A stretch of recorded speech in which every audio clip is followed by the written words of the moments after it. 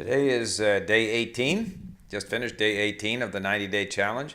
I'm 20% through my challenge. How am I doing? Hard to tell. Some days I feel I'm not making any progress. I think I am. I think I understand more. Monday, I have a discussion with a person that I spoke to in Korean many months ago. We'll see if she thinks that I've made any progress. Of course, I will make progress. I know that from experience. You just have to keep at it, even when you think you aren't making progress. And today, for example, I had various errands to run, had to wait in an office for an hour. So I felt that I would have trouble getting in my learning, but I did a couple of articles. When I say I did, I linked. I went through creating links for a couple of articles from Chosun Ilbo in the morning, listened while clearing the breakfast dishes and cleaning things and stuff like that. I had probably 45 minutes of doing flashcards while waiting in this office.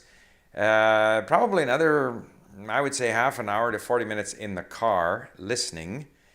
Then I discovered some very good articles in our library at Link, which, what are they called again here? It's part of a collection contributed by Imani, who's our great benefactor.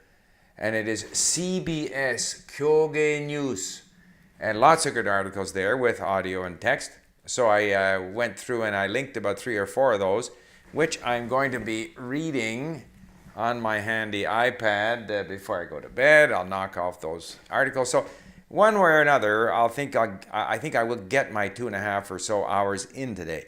It's important to stay with it because it's relentless. You have to. It's just a process of attrition. You're beating down this language, creating habits, and so we just have to stay with it. And ordinarily, I probably wouldn't have done anything today, but because I have this 90-day challenge, I feel obligated to force myself. That's what the whole challenge is about.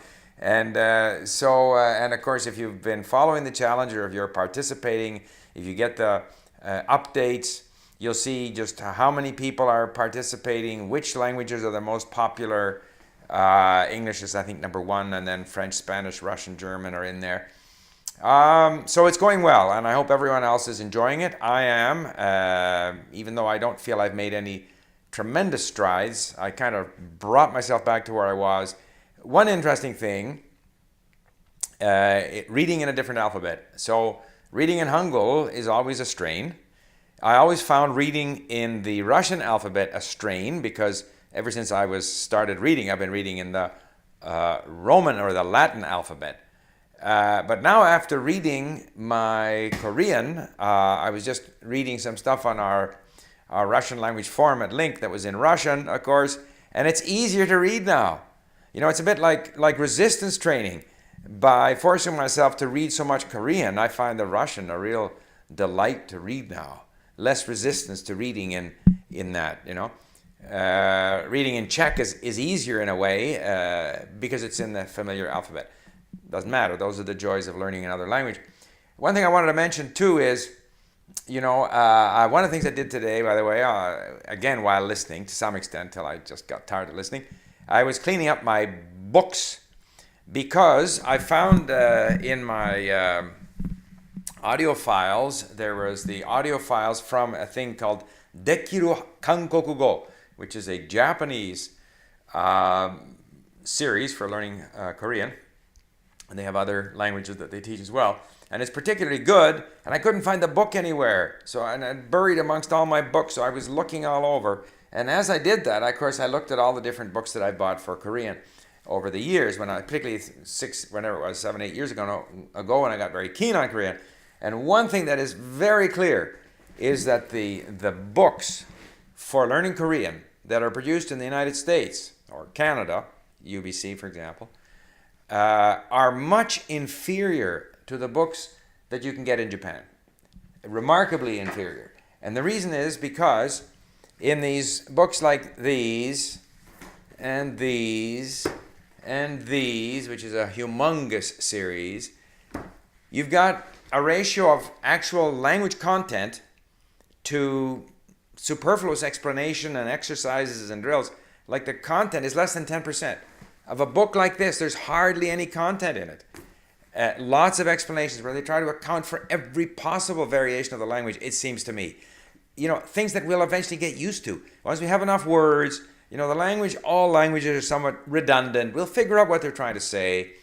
We don't need it all. We don't need all that. What we need is interesting content.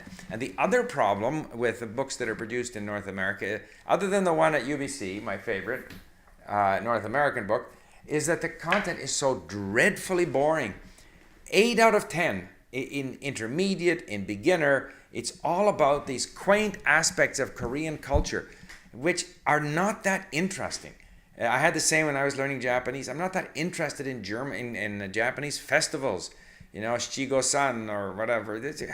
In my daily life in Japan, I had very little reason to be interested in those. What's interesting is the daily life of people in different situations, or in my case, history and current events and so forth, but even people in different situations, going to parties, having fun, but genuine. And so then you get to Japan, and that's what they give you. They have this Dekiru Kankokugo. This one here was not so good. This was Kanyo Hyogen. Often with these books, you get to them later on. At the present time, I'm not that fond of this. The lessons are too short. But the intermediate level, Dekiru Kankokugo, is excellent. And I can't find the book here. I may have to order it again. I was hoping I could find a electronic version on the internet so that I could import it into Link. But then notice the size of the Japanese books versus the, North American books. Huge. And not to mention the price of them, like $20, $25. And mostly just content. Now, granted, there may be other books that I didn't buy, but, KBS, excellent quality. Sound quality is excellent. Content is excellent. I can't really follow these all that well, but I will. I'm going to get to these. Again, I failed in my attempt to try and scan these so that I can read them on Link. It doesn't seem to work. Scanning is not accurate enough. But the Japanese books, like those books that I showed you the other day with the patterns, limited amount of explanation. Here's the language, and listen to it, repeat it. Here's what these words mean. Very practical. So I don't know why that is. I think it's probably the influence of linguistics and sociolinguistics and the North America, because it's handled more by the universities in North America, and they're hoping to be peer reviewed and get their books approved by different academic departments. Whereas in Japan, people are competing to produce books that people will actually buy and enjoy and find useful and tell their friends to buy. So it's a whole different business model. And I think the commercial business model that operates in Japan for these language books, it results in better books. At any rate, 20% through my challenge. Now I'm going off to do a bit more reading on my iPad, having sort of slogged my way through them, linking the words that I didn't know.